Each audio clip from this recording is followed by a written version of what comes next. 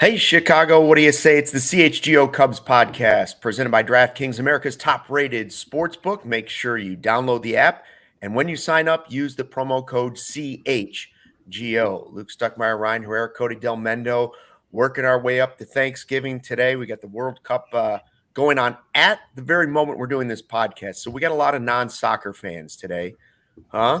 And let's be honest, I'm not a soccer hater. I just have no interest in it. So, I'll go I'm one happy farther, for the people and that are I'll fired say up that I'm a about it. soccer hater. I'd rather talk Cubs. Well, that's what we're doing. I'd rather sit here and talk about hockey than talk about soccer. Oh, that's crossing the line. Oh, I mean, the hostess ceremony last night was great. Even if you aren't a hockey fan, the hostess ceremony was really good. I'm not a hockey fan. That's why. that's what it's saying for me. That's how much emphasis I'm putting it on here, right? Crossing the line, in my opinion. You can't say things like that. They'd rather talk about hockey than soccer, than the World Cup. World Cup's pretty big. 100% I would. If you want to spend 20 minutes talking about Marian Hossa's jersey number retirement, yes, I can talk about that. We can avoid that. I don't have anything to say for soccer, so I'm glad we have other people to do that podcast. Shout out to Garrett in the comments. Hit that thumbs up button, he says. That's one thing we can all agree upon. Yes. Thank you, Garrett. What did you guys do this weekend? I know Cody and I were sweating it out trying to get some Jordans. For the first time ever, I was told how to download the app. I didn't know there was an app called Sneakers. And then I downloaded it, and I sat in a waiting room trying to get the Jordan 1s. And I'll be honest with you, I haven't even gone back to look and see if I won anything. I had to wait like an hour and a half, man. And you got it, though, right? And I did get them. It was, so it's just nice to win one, guys. It's just nice to win one. Yeah, I woke up too late. I was like 9:45 or something like that when I woke up, and I was like, I had it marked in my calendar for these. These are the original Jordan 1s, lost and found.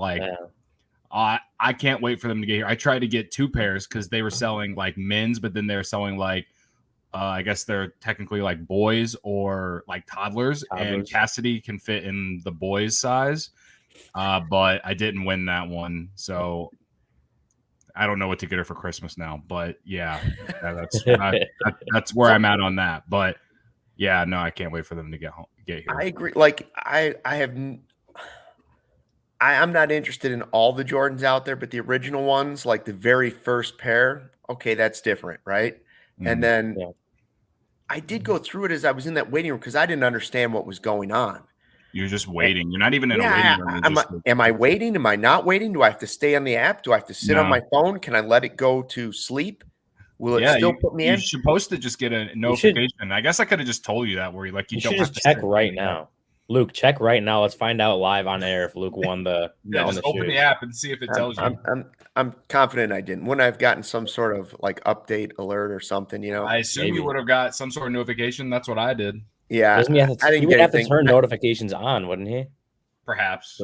I think I did when I signed up for the app, but I'm not totally sure. I did look at like Cody said, there were other sizes, so I was confused by that. So then I went into the little ones. Like I thought, boy, I could get my 1-year-old a pair of these pretty sweet Jordans. And then I started thinking because those were available. You didn't even have to sit in a waiting room to get those. Mm-hmm. And I was like, boy, that'd be a pretty cool Christmas present. And I was like, but for who? Like, and then I decided, I'm like, this is stupid. Why would I waste $70? He doesn't even like to wear shoes. So, but the pictures would have been awesome, Stucky. And that's the reason that you buy them. But you know what? I could wait till he's like 5 or 6 and he actually knows what shoes are. Perhaps. And then maybe. So anyways, I bailed out on that. And that was the end of that was probably the highlight of my weekend. There was just not much. Yeah, I watched the Illini blow it. Cold. Yeah, it was cold. Like I stayed inside all weekend. I didn't go anywhere.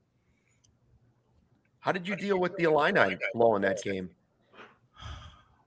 Well, I went into it with no expectations, assuming that they were going to just get blown out, and then they reeled me in like all my teams do, only to let me down in emphatic fashion. And of course, Iowa Cubs fans that follow me on Twitter were giving me all the smoke. And I don't understand it because they got beat up by Michigan too. And then also they're Iowa fans. It's not like there's that much to be excited about for their team. Yeah.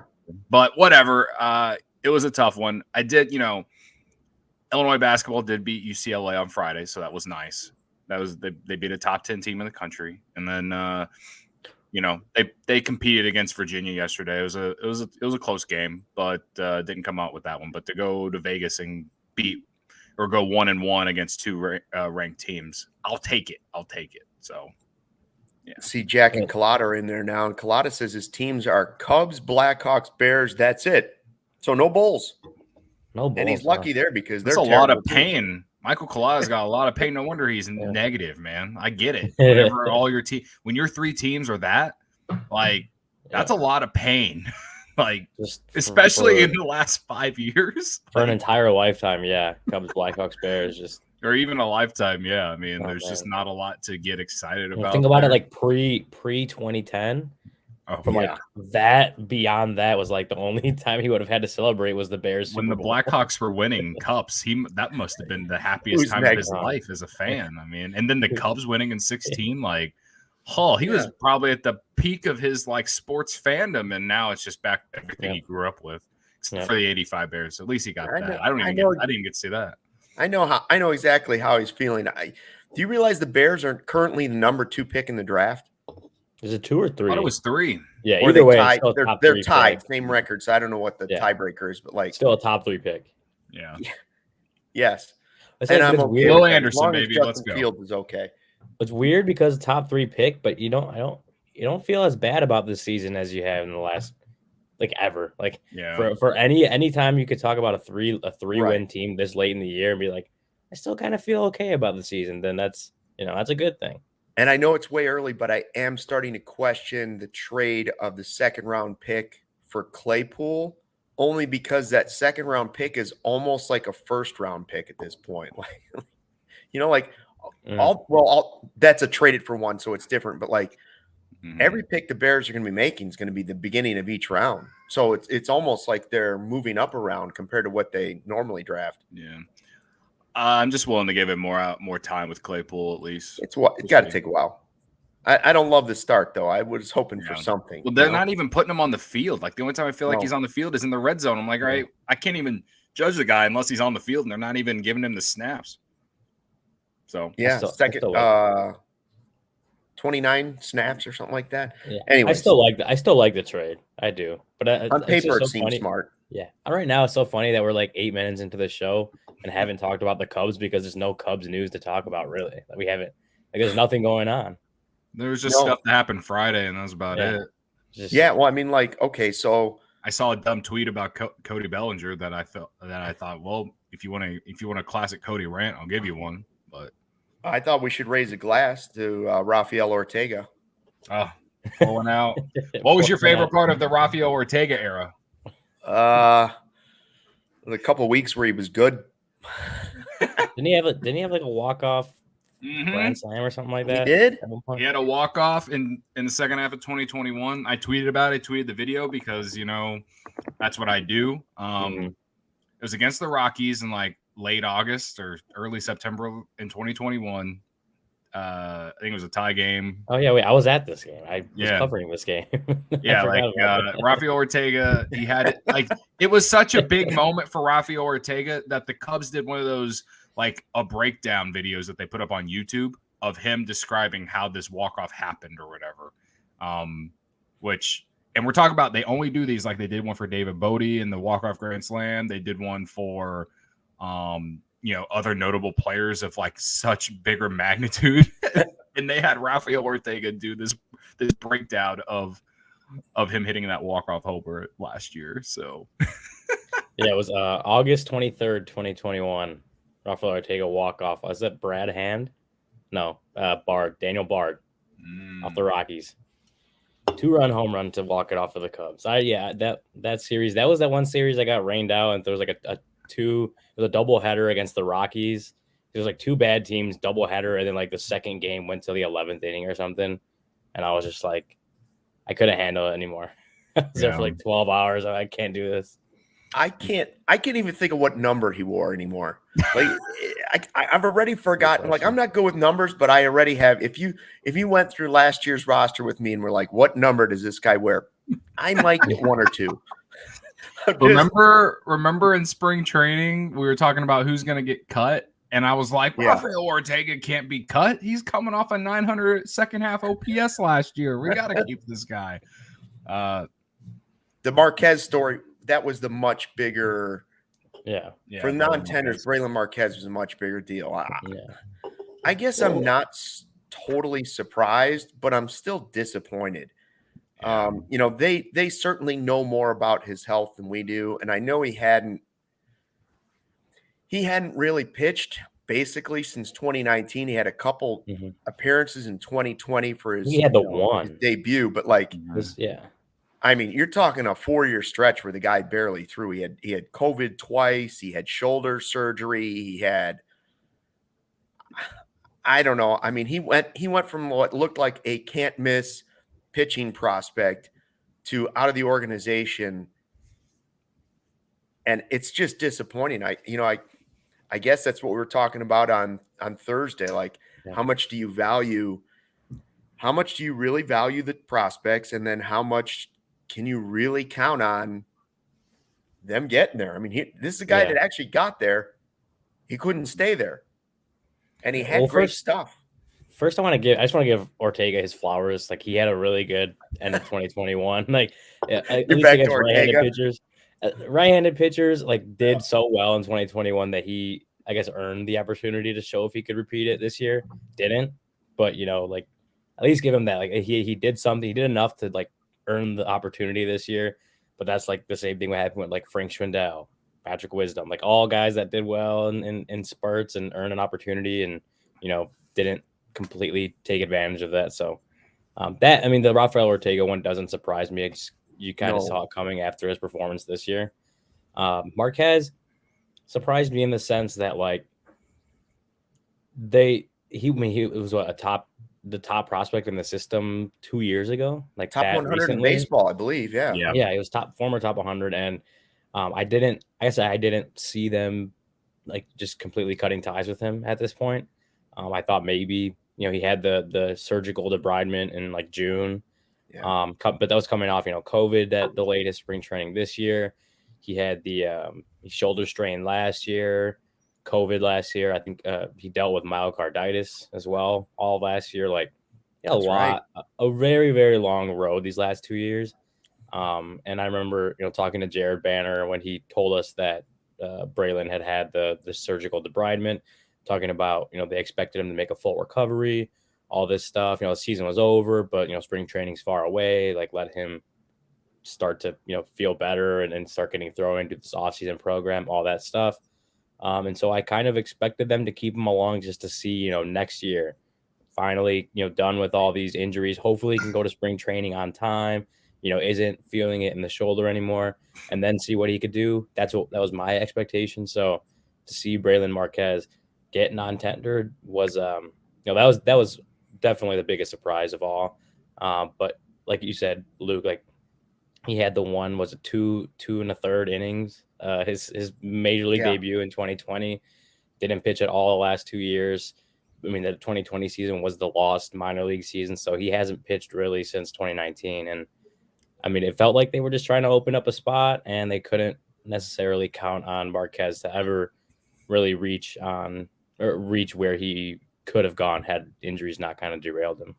Yeah, I mean, I guess for me, the reason that it's surprising is just more, and maybe a lot of people in the chat might agree with me on this, is that we just didn't really know what's going on with Brailyn Marquez. It's kind of similar with this Alexander Vizcaino thing. Like, he's just been on the restricted list. He didn't show up to spring training, and like, like, it's just one of those things to me. Like, I know Marquez had the injury stuff for sure, right? But if based off my memory, and you can correct me if I'm wrong here because my memory isn't 100%. It's still metrics, as we say. Going into last offseason, Jed Hoyer said something along the lines that Brailyn Marquez was healthy going into the offseason and that he was going to be coming into spring like with a chance to I don't know, be something, at least start in AAA or something like that. And then he doesn't show up to AAA on time, and it turns out he has COVID. And then after that, it was just kind of like you didn't really hear anything. And then I think in the middle of the season, right, they put him on the IL or something like that. And then that was it. And they said that he was done. So it's just like the communication regarding him in general was just never like transparent, it feels like, from my end. And if I'm wrong on like this timeline that I spoke it out in, then like let me know. But like to me, that's why it's surprising, because you just never really knew. I mean, it's not that I gave up on the guy, but I definitely had just got moved to a point where it's like, all right, if this guy ever becomes anything with the Cubs, he's probably going to be a bullpen arm, and that's it. Because like his ceiling when he was healthy was like, okay, this guy can throw triple digits and start for you. And then this injury stuff happened, and now it's like, then it became, okay, maybe he can be like a pitching weapon like we've discussed with other guys. So, you know, again, it was just one of those things where I just felt like the Cubs weren't very transparent about his situation. And that's frustrating on all ends, I think, for fans. But at the end of the day, though, I don't think it hurts the Cubs that they're letting him go. I think they have a lot of talent in the pitching end, like we've discussed all year.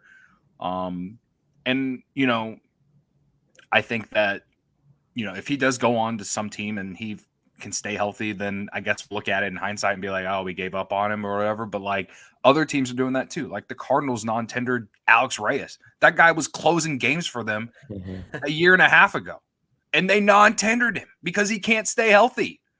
So like it's just one of those things, I think. And so I'm whatever about the situation. I just, again, if I'm wrong about the timeline of everything, fine. I'm sorry for lying to everyone here on this podcast, but like that's from my memory. That's what it seems like. That what basically liar. Fake news, Cody. Fake news. You know, I would agree that part of the problem was, or part of the regret for Cubs fans and for me, is that he's like the first guy you can think of that like he was throwing 100 like that when all of a sudden you don't think of Cubs pitchers throwing 100. So when you heard they had their top prospect could hit 100. And he was a lefty. Kind of like it was like the unicorn in the Cubs franchise, right? It was like, what? They have a guy that can throw 100. He's in the top 100. And when you think about it, really, their top two prospects were Brennen Davis and Brailyn Marquez. And currently, one is gone, and the other we're not 100% sure about. We talked a lot about Brennan on Thursday in that podcast, but you know what? Niren makes a great point in the chat, and he makes a lot of them. Sometimes it's not a bad idea to trade some of these guys. It's worth the risk a lot of times. And I see Niren going through the list of guys. You know, Verlander was traded, Miggy was traded, Yelich was acquired for prospects. Sometimes you take the gamble. I just don't want to see them include so many for a player that they completely deplete what they've been working on, because there are injuries to factor into and the development of players as well, that all these guys aren't going to hit. The fact that it worked out in 2015 and 2016 is one of the rarest things in baseball. Like the Royals have been the Royals and the Pirates and those teams have been doing it forever. Now the Royals won a World Series too, but they're also small market. It's not 100%. Look at the White Sox. They thought they were recreating what the Cubs did. And currently, I don't know, but I would say the Cubs have a better chance of winning a World Series before the White Sox do. Yeah. No, you're right. Those teams that you mentioned, though, they're definitely the small market. So that's why it's like, that's true. It makes sense that they're doing what they're doing.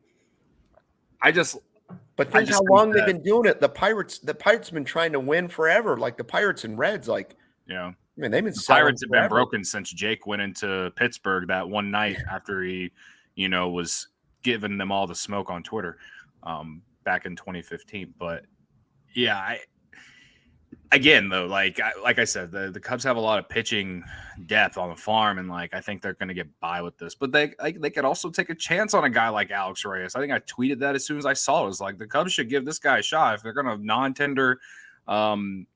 Marquez, might as well take a flyer on Reyes, who's shown success at the major league level and someone who also can throw triple digits. I mean, I don't know what his health is, but just off the top of my head, I'm like, all right, wrap this guy in bubble wrap and get him to spring training. Let's see what happens. Like that, it's something that you see all around the league all the time. And like, I don't think it's going to hurt the Cubs long term. So is what it is. I was happy to see that Cody Bellinger is going to be non-tendered though. Yeah. Like now we can actually really talk about it.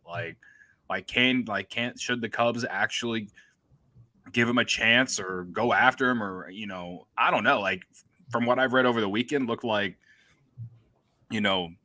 teams have called and offered like multi-year deals and Toronto. Yeah, I don't know if I want the Cubs to offer a multi-year deal. I would love to just get him on a 1-year trial and see what happens, especially with PCA.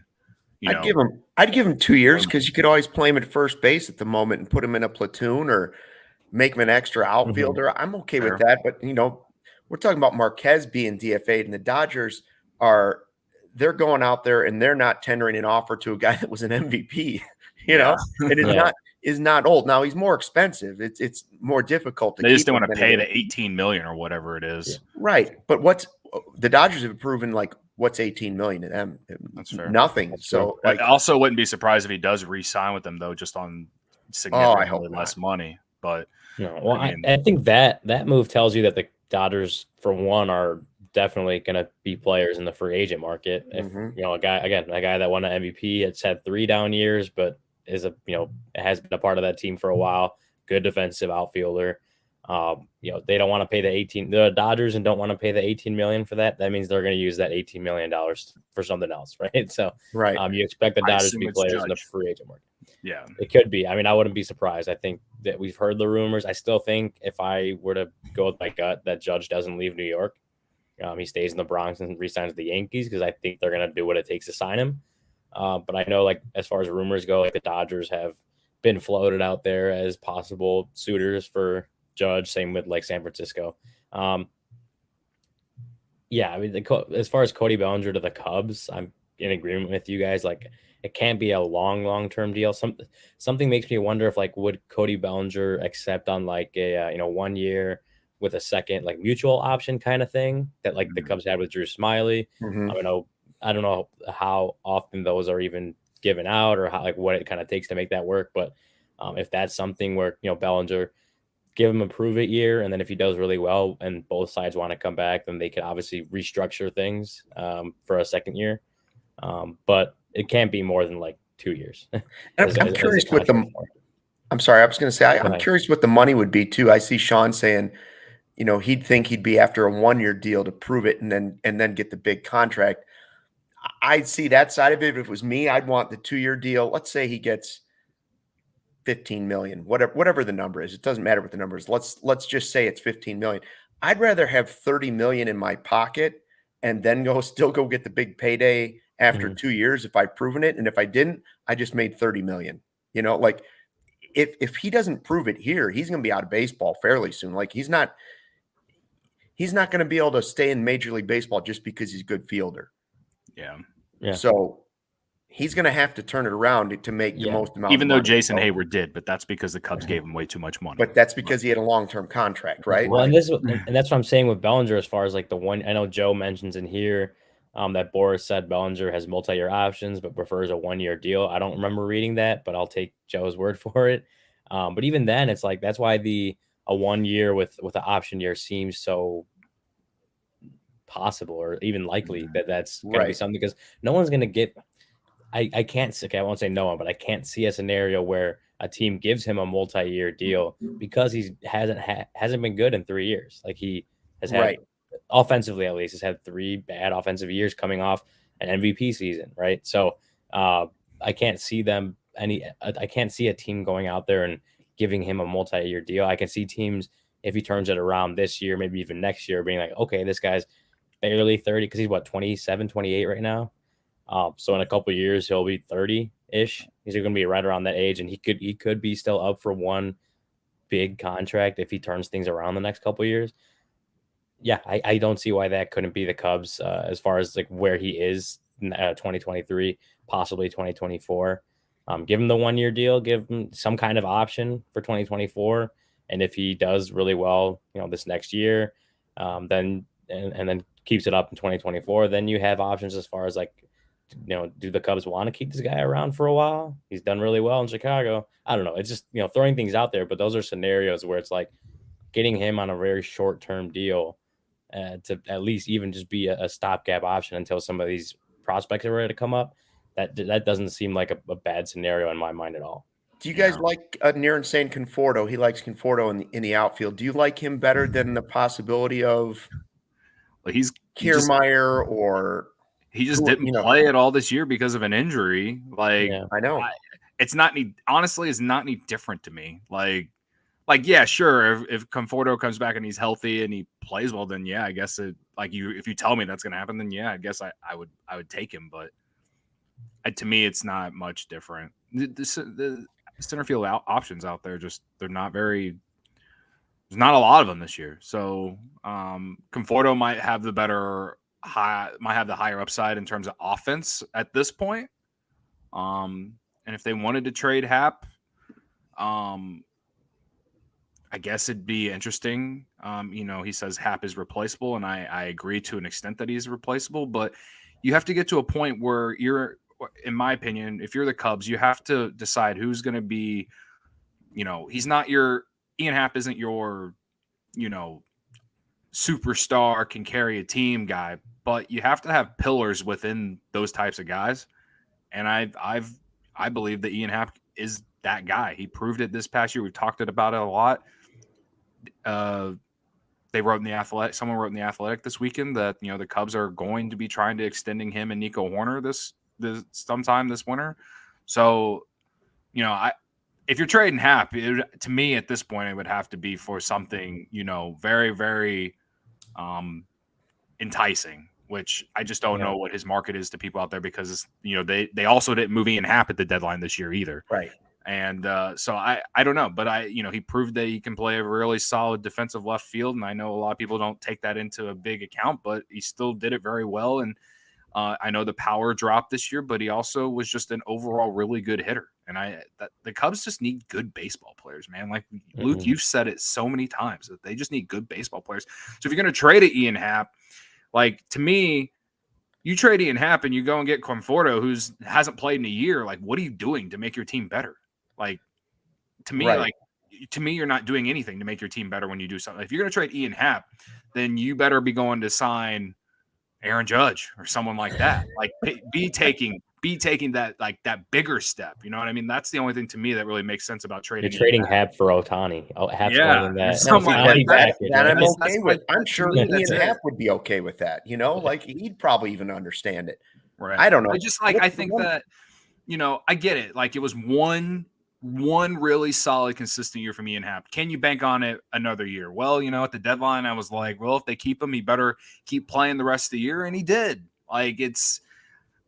To me, I think he's deserving of being on the next, competitive team. I think he's proven that he likes playing in Chicago. He likes,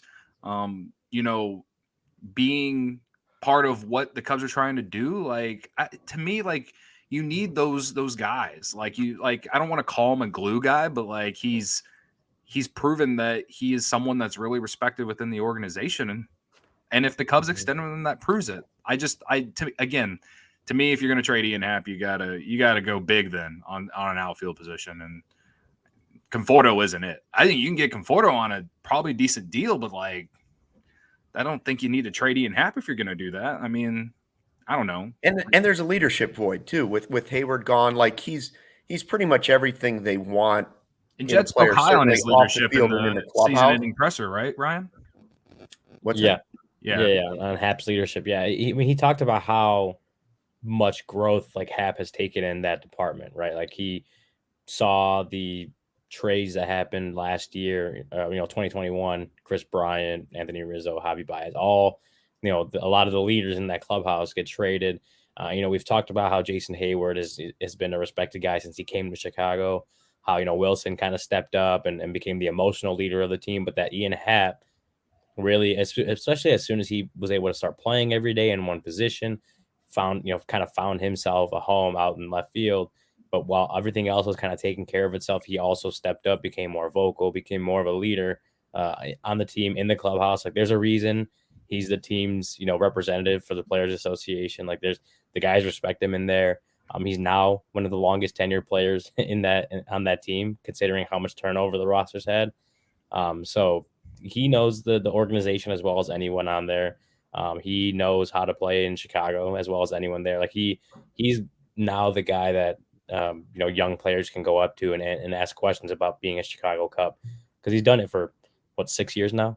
Now he as far as what Cody asked, Jed, that was one of the main talking points when he was talking about Happ at the last month, the end of season press conference, is that he really stepped up in more than just being able to hit the ball better or playing better defense. Like, his leadership ability and qualities really shined through this year. The season wasn't great for most of it. They ended up 14 games under 500, but to see a young guy who's learned from so many other, leaders in the clubhouse over a few years fill that role capably fill that role. That was another big impressive thing that Happ did, an impressive jump that Happ made in his, as a baseball player, but as a person too. We're 11 days into the period where the Cubs could sign free agents, and we're still waiting, like most teams are, for something to happen. Like, I hope this doesn't drag on.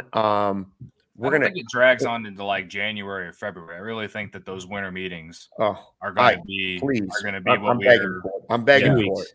2 weeks. There's like with the new like CBA and everything, like all done. Like, I just feel like they're going to finally get down to business at like when we're used to them getting down to business. So we've now spent an entire season waiting for this moment. Like, we knew the games did not count. So it literally has been podcasting, waiting for them to do something. And now they're still sitting there waiting. Mm-hmm. Listen, it's driving me crazy. I'm not going to lie. Like, come on already. Like, I'm starting to get on the Colada train. Spend some money. Let's go. Like, do something. We're going to talk. I want to talk about, I'm going to ask you guys a question about another Dodgers player, and then we'll talk about a local guy the Cubs are bringing in. But I do want Ryan to talk about Shady Rays, because the sun is bright here in Arlington Heights today. Yeah, I need some to block myself from the Bears also. That's true. But I can see the sun peeking through my window right now. I think it's starting to get to that point where it's going down a little bit, but still a little sunny. And when it's sunny outside, the best sunglasses to own are Shady Rays. There's no doubt about it. They never understood why sunglasses were so expensive, so they set out to change it. You don't have to break the bank for quality sunglasses this fall, because our friends at Shady Rays have you covered. Shady Rays are premium polarized shades featuring world-class optical clarity, substantial durability, and styles catered to everyone and every lifestyle. The best part about Shady Rays, they have the most insane protection program in all of eyewear, lost and broken replacements. If you lose or break your shades on day one, they told us they will send you a brand new pair, no questions asked. Dropped in the lake, off a cliff, anything, they'll replace them. And even with that strong of a protection program, they still managed to make quality that I can tell you, holding in my hand, seems just as good as any expensive pair that I have ever worn. Shady Rays customers seem to agree, with over 200,000 5-star reviews. Shady Rays also provides 10 meals to fight hunger in America with every order placed, and have donated over 20 million meals to date.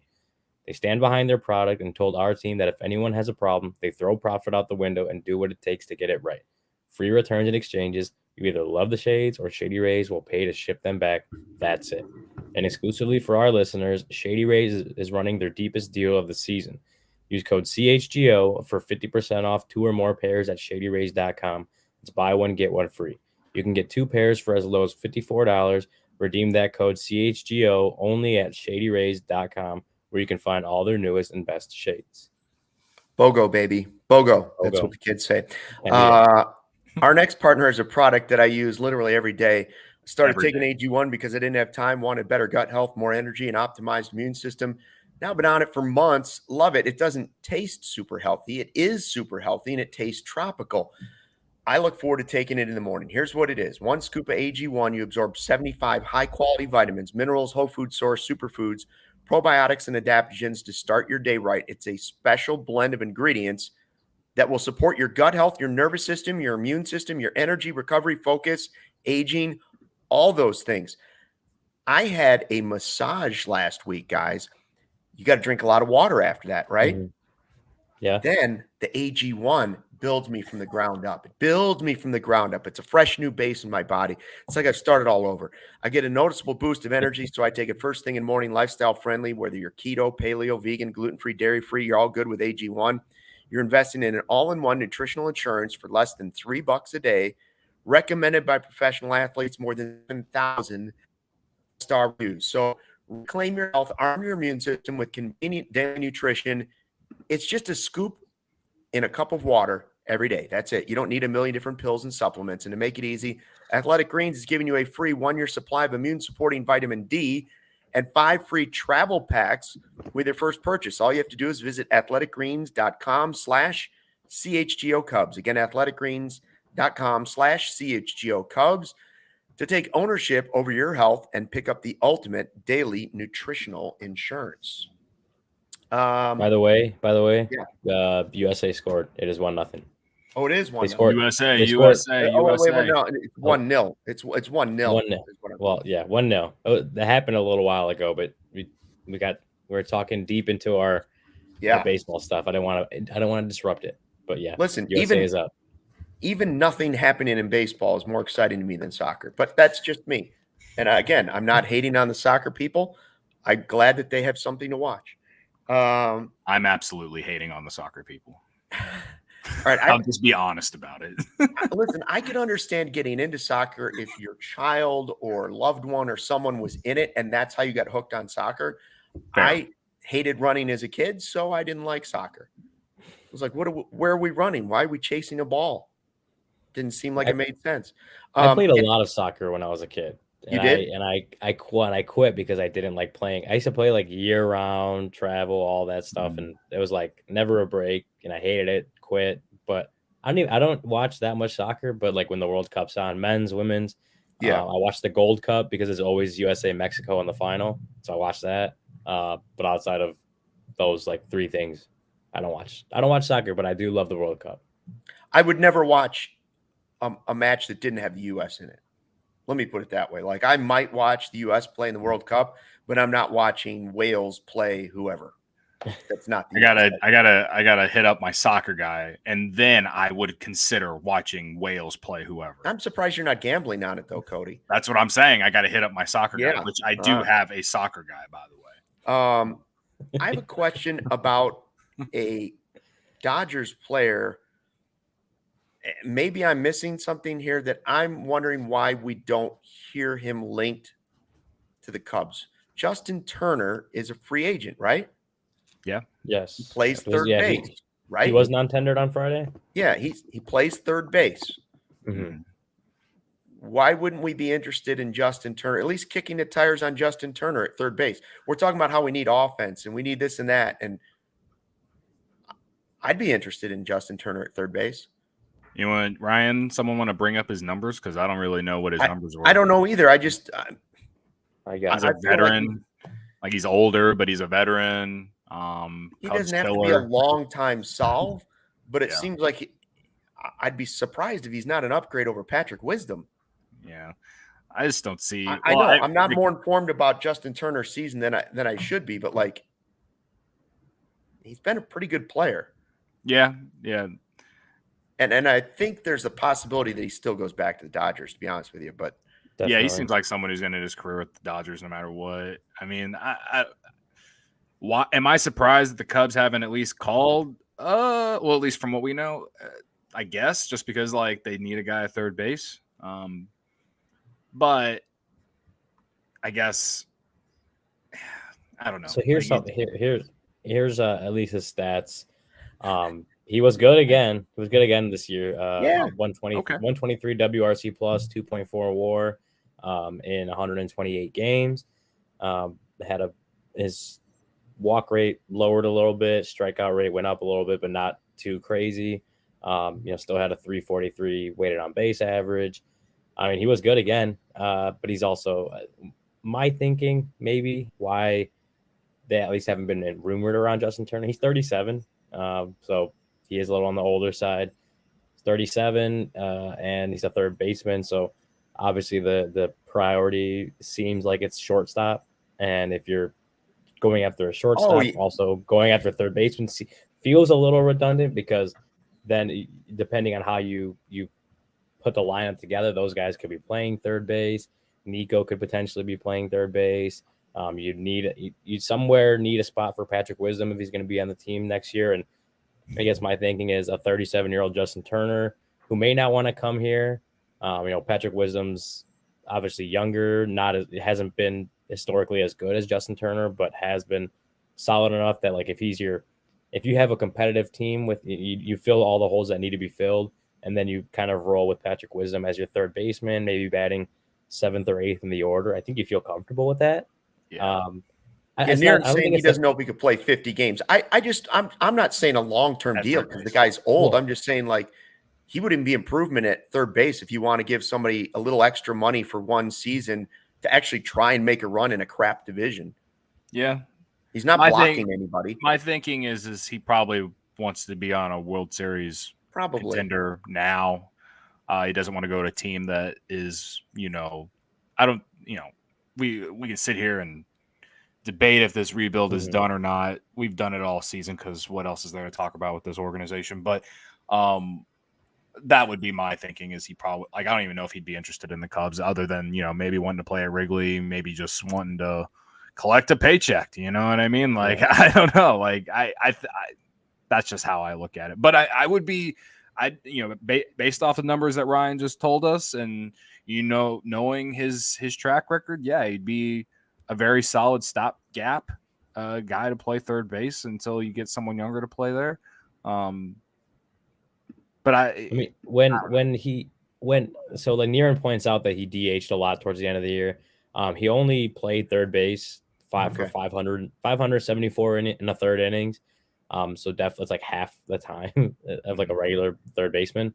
And even when he did play there, he rated negatively defensively at third base. So maybe it feels like if the Cubs were going to go sign him, it would be mostly in a DH spot, which if they do a lot of the other things they want to do this offseason, that's probably not a spot they want an everyday DH, which it feels like maybe that may be where it would lean more towards with Justin Turner. So that could be a reason why they're not. You guys are giving me good reasons. I get it. All right. I don't think it sounds like a good name to me. No. Yeah, I don't think it's like a no deal. They don't want Justin Turner. It's just they have other things that they want to do. That like Justin Turner would be like way lower on the list of who they want to go out and get. You want to know what I am a little like worried about though, is that the Cubs haven't contacted Cody Senga yet, while he's been contacted by the Red Sox, Yankees, Rangers, and probably a few other teams. So like, to flip it in terms of like why the Cubs haven't signed someone yet. And like he hasn't even met with the Cubs yet, and even though he's been linked to the Cubs all year, that does worry me a little bit. He has met with the Cubs, hasn't he? I haven't seen it. Like I just saw I think it was John Morosi was listing the guys. He mentioned the Red Sox and Yankees, and he didn't mention the Cubs again. I thought there was a conversation early on, or maybe it was just that Seiya was speaking well of his time. Yeah, that's all we have at this point is right. So I don't know if that means the Cubs haven't talked to him or not. By the way, welcome back to Ravi. Yeah, Ravi's Where's back. Ravi? Come up. I don't know. Maybe I'm off on that. You know me. I'm always just saying. It could also be a thing where it just hasn't been reported yet, where they have met with him, it just hasn't come out yet, or they're planning on meeting with him sometime soon and just haven't yet. I don't know that I'd look too much into, this team hasn't met with this person, or until like things really start heating up with other teams, then you start to get a little worried that the Cubs are falling out of the race, right? But for sure, I just feel like the Cubs would have already met with them. That's all. I think it's just when this team, but again, I'm saying it's like that doesn't mean they haven't. It just means that maybe something hasn't come out about it. I think getting worried about hearing about other teams meeting with Cody Senga isn't something to be worried about. I think that that would be reading too much into things because players meet with, especially good players, like will meet with half the league, and that just because like teams haven't met with a certain player yet or hasn't been reported they have yet doesn't mean they won't, and it doesn't mean they're any lower on or they're falling out of any race. I think that's just not. I think that's just not something that's not. That's just not something to me that's worth getting worried about. All right. I'm ready to be heard again, Ryan. Thanks. How about Rylan Bannon being added to the 40-man? A guy from Joliet, a third baseman, and I saw the name. I'm happy for him that he gets a chance to, possibly come home and play at home. They seem to have it's like when the Bears had all those tight ends. Didn't they have like 12 tight ends one year? Doesn't it seem like the Cubs have just completely stockpiled infielders that are like 26 and can play multiple positions? Is this because they feel like they're going to start making some trades and they want to be able to replenish that? I feel like they have 10 of the same guy. Yeah, and I think that's kind of part of it is like, well, and then if you're gonna hog a bunch of players on your 40-man or in your system, like you'd rather have them be guys that can play middle infield well, right? Like even Jed said at the the GM meetings, and went more to shortstop, but it was like your best defenders, your best athletes, pretty much play shortstop because then you can move them anywhere else. Like I think that just goes through it. Rings true for any middle infielder. So Rylan Bannon, I don't know. We didn't know too much about him. That was another kind of surprise, addition to the 40-man. I've seen it floated out around there that maybe this is a guy that they may try to release and go through waivers and then, send him back, keep him in the system, but off the 40-man in the minor league. So that could go to like just having multiple, guys that can play a lot of positions waiting in the wings just in case injuries happen or whatever. We don't know a whole lot about Rylan Bannon, other than the stats that we've gotten. He bounced around a little bit last year. I think he started out with the Orioles and he had been in the farm system for a while. Was released from there. The Dodgers picked him up, but he didn't play for the Dodgers, and the Braves picked him up and he played one game, I think, with Atlanta. So it's just like he's not like a sexy addition by any means. Maybe again, just another depth piece the Cubs probably saw, liked, and thought that they could somehow get him back down to off the 40-man, but keep in the system. That's just my speculation, not reporting anything. But it is weird because at the moment that's taking up a 40-man spot, right? Right, which they were coveting, right? They were we were all worried about who was going to be protected. Now it seems like we're just adding infielders. Yeah, so he's taking up a spot, and that's what makes me think that like they didn't open up all these. They didn't waive Brailyn Marquez because they knew they were going to go sign.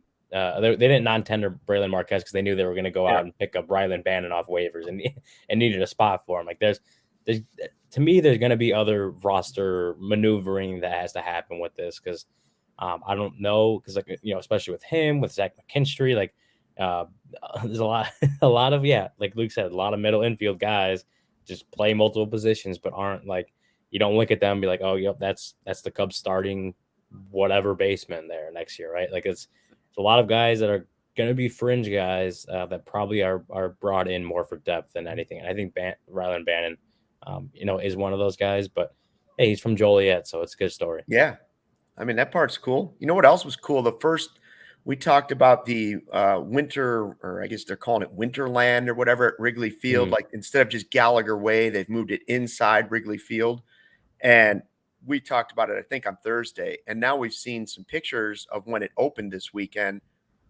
I'm gonna be honest with you, it looks pretty cool. Like it seems like a good idea. If I had my choice of going down and ice skating by the Bean or ice skating at Wrigley Field, wouldn't you take ice skating at Wrigley Field? Yeah. I don't know if it's going to pay for another free agent, but I don't want Michael Collada to get too upset about this whole thing, but it seems like a cool event at Wrigley Field, and I'm not sure why they hadn't done it before this. Yeah, no, this is pretty cool. Sarah Spain posted tweeted a video was either yesterday or the day before. I retweeted on the Cubs Twitter, the CHGO Cubs Twitter account. But it was just like a video of them, her and her family or whoever there, and it looks cool. And that's I get a lot of people are whatever about it. If you don't live in Chicago, you don't care, and you just want the Cubs to spend money on free agents. I get it. Yeah. But I mean, it's not like there's a lot of teams around the league that are doing this at their own ballparks and stuff. And that's just what makes Wrigley Field and just the entire neighborhood that it's in just a little bit more unique. So whatever. Right. Like in Cincinnati, who's going to the ballpark to skate? Nobody. Yeah. I've been to the thing that they do there. I was there last year. I went there with my girlfriend and her family, and it's like it's a nice time. It's fun, whatever. I'm looking forward to checking it out. Colada, new light bulbs look great. One picture I saw, they weren't even all on. That's how good they are. Mm-hmm. Yeah, don't even need saving energy. ComEd. Save energy to throw that back into free agency. Yeah, that's back true. In the baseball budget. Seriously. I definitely think we need to get, I don't know when we're going to coordinate going there, but I think we should go. And I also think the possibility, like Cody had the one meet and greet with some fans at Wrigley at the end of the season where you were like, hey, meet me at Murphy's. Mm-hmm. Like that might be a possibility, like a group outing for like meet at Wrigley, do the skate thing, have some schnapps drinks. Yeah. Schnapps. Go down the slide. More people will come if you're there, Luke. They ain't going to come to see me. Yeah, I've never had a schnapp either. So I'm not sure coming to see it. You never had schnapps of any kind? No, not that I know of. Not that I could think of. Peppermint schnapps and hot chocolate's a pretty good idea. Okay. I believe that. It tastes like a peppermint milkshake. I'll believe you. I'll believe you're telling me the truth. We'll go from there. I'll bring some in one day to the office. They won't even know. We'll just have like Starbucks cups out. All right, cool. Did you see it? So I know Ryan saw this. The video of Seiya Suzuki working out, and Ryan quickly chimed in on our Slack channel at work saying, I do the same workout. Are you trying to tell us that you're going to be the next infielder, Ryan? What's going on here? Like they've added Bannon. It was Herrera next. It needs some improvement. I mean, we do the same workout. And a chest press. Yeah, even I've done that once or twice in my life. A little bit of pec flies there, just coming in on the cable machines. It tells me that if I just keep doing what Seiya is doing, there's potential. There's potential. Just follow in his footsteps, and there's potential that maybe one day you'll see me playing right field at Wrigley Field. We can hope so. I too can hope so for myself with that. With this logic, yes. It looked like a fancy machine. That's all I know. It wasn't just some cheap gym. He was somewhere nice. So.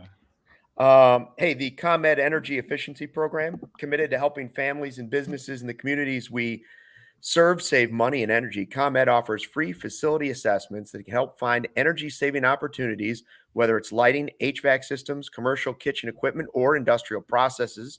An authorized engineer will work with you to develop a detailed assessment plan specific to your goals and needs. These can be done in person or virtually. They last about 2 hours, and then within 3 to 4 weeks, customers receive a report detailing energy efficiency projects that they can start working on immediately. Each recommendation will include estimated energy savings, cost savings, project costs, potential incentives, and simple payback. So don't wait. Get started saving money and energy today. For energy saving tips, to schedule your free facility assessment, go to comed.com/poweringbiz. And if you're ready to sign up for a facility assessment, call them at 1-855-433-2700 during normal business hours to speak with a ComEd Energy Efficiency Program representative. Email businessee@comed.com or request an assessment online on our website, comed.com/facility assessment. Yeah, so whenever you get your lights fixed, Right. you can do that using the money you win on DraftKings, guys. And that's kind of how I pay for my rent, in a way, not fully, but in a way. DraftKings, it's the best. NBA fans, the wait is over. Basketball is back, so tip off the season with DraftKings Sportsbook, an official sports betting partner of the NBA. New customers can make any $5 NBA moneyline bet and get $200 in free bets if your team wins. Check this out. In addition to the usual bets, everyone can boost their winnings up to 100% with DraftKings stepped up same game parlays. Go to the DraftKings Sportsbook app, opt in, and place a stepped up same game parlay today with payouts bigger than ever. DraftKings Sportsbook is where I go to bet on the NBA. Now, real quick, on Saturday, I was betting on some teenagers slinging the pigskin, right? And I wanted to live bet Illinois at halftime because they reeled me in, like I said earlier, right? And so you can't, on the app at least, you can't bet on teams in the state of Illinois because of the law, right? So what do? I call up my good friend Greg Braggs, right? And I'm like, hey, Greg, I want to live bet the Illini here because I'm sure the odds are really good, and they've reeled me into thinking that maybe they can upset. And he hadn't signed up for DraftKings yet. I walked him through, and all he did was put $5 on Notre Dame to win outright, which they did. They won very easily, and he got $200 in free bets. And now he just loves DraftKings, just like me. All right. Yeah. So download the DraftKings Sportsbook app now and use promo code CHGO. Make any $5 bet on this week and get $200 in free bets if your team wins. Only at DraftKings Sportsbook with promo code CHGO. Minimum age and eligibility restrictions apply. See show notes for details in the podcast or YouTube description, guys. It's awesome. I love DK. DK is my favorite app to open when I wake up in the morning. You roll over, grab your phone off the night table, and immediately go check DraftKings. Absolutely. And his Detroit Mercy schedule. Always. True. You got to check the Detroit Mercy schedule, verify if they're playing or not. I went 7-0 on college basketball yesterday. 7-0. Wow. Followed that up starting the today, 0-4 today. So, balance. So. Detroit Mercy. I mean, he's got to be one of the 5 people in the country betting on Detroit Mercy games. Parlays, no less. Just know. Oh gosh. So Don't hate the player, hate the game. We got a peek of the 2023 Hall of Fame ballot.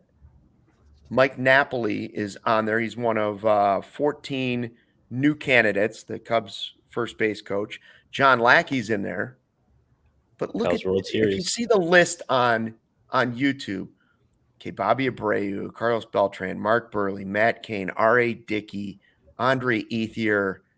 I mean, Andre Ethier, come on. Like, I love John Lackey too, but Johnny Peralta. Do we have to have, like, all of these names? Like, it's not necessary. There's guys we know have no shot of getting in the Hall of Fame. Like, I would say, when is VR? How many years do we have to wait for VR to be on so we can vote for him? Ryan, you'll have a vote, right? You give him the one vote, and he'll be like, "Why?" And we're like, "Well, that one time he won, who we got." It'd be like Ryan Tepera getting the MVP vote a couple years ago. I can see 5 guys on this list that I'm like, okay, those guys belong in the Hall of Fame. All right, that's A-Rod, that's Manny Ramirez, that's Andrew Jones. That's Gary Sheffield, and then I'd probably go with either Scott Rowland or Billy Wagner. Torrey Hunter's a guy I could at least have the conversation, and yeah, I agree. There are guys on that list that are Hall of Famers. There's also half that are not. Yeah, Jason Worth, you don't need to even consider. No, it'll be one of those where he doesn't even get he gets on there and then doesn't even have the. It's like the one year Kerry Wood was on there and he got 1 vote. Yeah.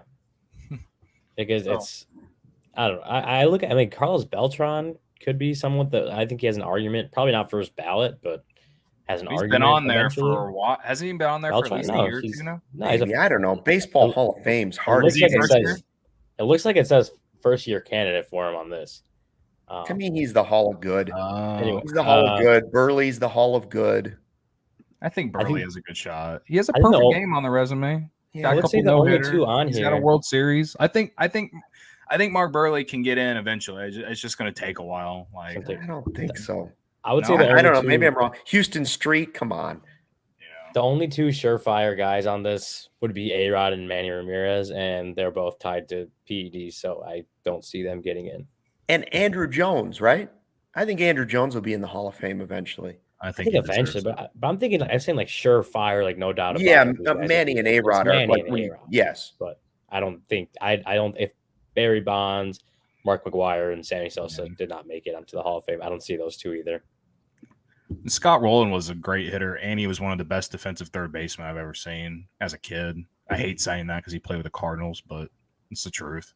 He was very good. He could be another guy that makes it in. Well, and like Todd Helton, like I don't care that he played for the Rockies. He could hit, man. Like I think he has a good shot. But yeah, like JJ Hardy, Andre Ethier, Bronson Arroyo. I mean, come on, bro. That's like saying Sean Marshall. That's no different. Like Sean Marshall, Hall of Fame. You can't tell the story of Major League Baseball without talking about Bronson Arroyo's leg kick. Yeah, that's true. Yeah, I think Buehrle can get in. I think he's deserving of getting in based off how credible this Hall of Fame voting goes, and which is uncredible in my opinion. Like I've said this many times. So if it was the Hall of quick players who make the game quicker, Mark Buehrle would be my Hall of Fame for that. Yeah, yeah. Wade Miley, Mark Buehrle.